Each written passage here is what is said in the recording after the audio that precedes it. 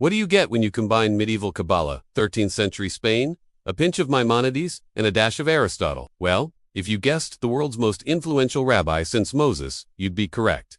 No, not that one yet. It's him. Welcome to the debut episode of Meet the Rabbi, where we talk about, well, rabbis. And who better to kick things off with than the one and only Jacob ben Asher, better known as the Baal HaTorah. Jacob ben Asher was born in 1270 in the Spanish city of Toledo, which at the time was under the control of the Christian king, Alfonso the Wise. Although there were 3 different power centers in the peninsula at this point, the Christian kings ruled much of it, but there were also many Muslim-ruled areas, and then pockets of Jewish autonomy known as independent states.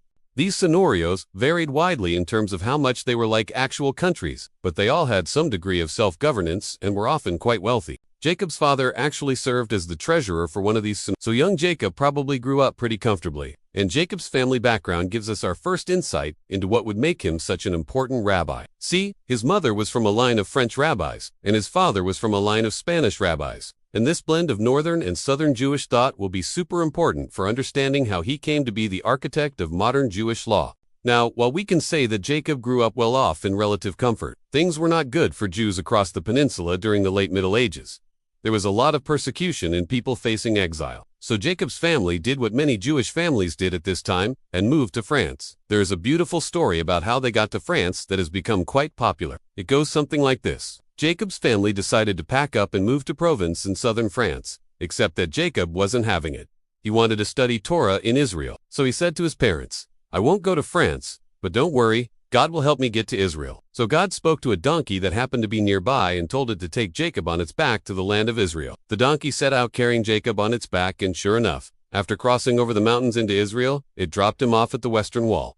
But then Jacob felt bad because the donkey had worked so hard to bring him to Israel, so he wanted to reward it. So he looked around and saw some hay and went to put it on the donkey's back. But once he touched the donkey, poof, it disappeared, and in its place stood a handsome white horse. And Jacob was so happy, he didn't even bother to see where the donkey had gone or look for its master. Instead, he hopped right on the horse and rode it all the way to his destination. And when he arrived, the people came out to greet him and showered him with gifts of gold, silver, and precious stones. And with all those supplies, Jacob built a house and became the rabbi of the city. And then later on, he traveled all over the land teaching Torah and deciding legal matters. And thus his name, the Rashba, which stands for Rabbi Jacob Asher ben Venisti, became synonymous with Jewish law. Okay, deep breath. Yeah, that's a nice story, but alas, it isn't true. Historians have been able to corroborate very little of it. We do know that Jacob did end up in Provence, and that he eventually traveled to Spain to become the rabbi of the Jewish community there. But there's no mention of a miraculous donkey, a talking god, or any other fantastical elements of the tale. What we do have are writings that show just how brilliant Jacob was. Jacob wrote 2 major works that changed Jewish law forever. The first was his commentary on the Mishnah, which is called the Arba Turim.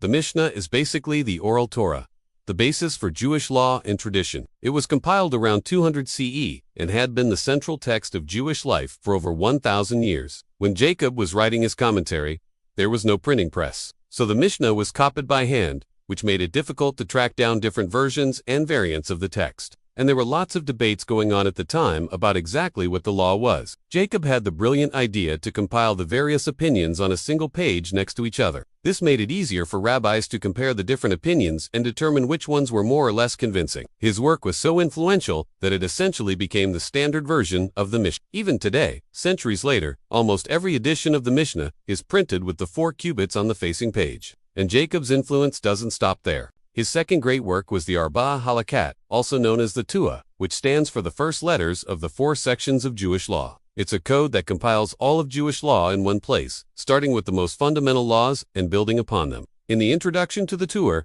Jacob writes, "In our time, it has come to pass that those who occupied themselves with the study of the law found difficulty in collecting all the laws, because the books of the Mishnayot and Gemara are spread out in diverse places. So Jacob, just like his dad before him, decided to write a book that collected the laws in one place." But here's where Jacob takes things to a whole new level. His dad compiled existing legal codes. His brother, Levi, took that code and expanded it significantly. And Jacob now took his brother's work and codified it in a completely new way. Jacob organized the entire corpus of Jewish law into 613 rules, matching the number of commandments in the Torah, thereby tying the entire project to biblical law. He also broke away from tradition by including a section on civil law, which hadn't been included in previous codes. Because of the tour, generations of Jewish jurists could build upon his framework, making refinements and additions until the current state of Jewish law. And for that reason, Jacob is rightly called the architect of Jewish law. But while Jacob is lauded as a brilliant legal scholar and codifier, his contemporaries didn't necessarily appreciate his work. They complained that he was presumptuous and that he included positions he himself held despite not being an ordained rabbi. Now, it's true that Jacob never studied in a yeshiva or rabbinical school, nor did he ever hold the title of rabbi. However, his credentials were impeccable. He was the son of the most prominent rabbi in the south of France. He had studied under some of the greatest scholars of his generation, and was the nephew and brother of leading rabbis. So even though he wasn't formally ordained, he was certainly qualified. Plus, he had the backing of some big names, like the aforementioned Maimonides, whose son was his brother. As Maimonides wrote to Jacob, "You have done a great service to the entire Jewish people. To the learned and the simple alike, you have set the law before them in a clear and concise manner, that the light of the law may shine before the eyes of those who wish to walk in its ways, and that it may be revealed that the Lord, our God, is one." So, despite any controversy surrounding his qualifications, Jacob's brilliance and impact on Jewish life secured his place as one of the greatest rabbis in history, and his impact continues to be felt today. For example, Shulchan Aruch, which is the most widely used legal code in Jewish life today, is literally just a commentary on the Torah.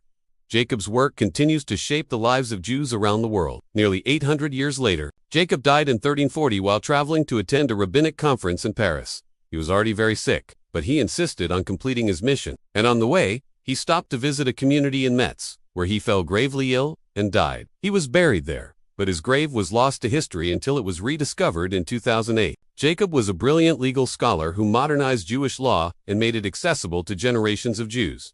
He was also a philosopher who blended Aristotelian thought with Jewish theology, and he was also a mystic who was deeply involved with the study of Kabbalah. So who is he?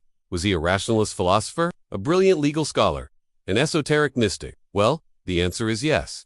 He was all of those things. Jacob is often referred to as the complete Jew because he exemplified the highest levels of scholarship and piety. He was a master of both the secular and the sacred, and for that reason, he remains the single most important rabbi in Jewish history since Moses. Thank you so much for joining me today for the debut episode of Meet the Rabbi.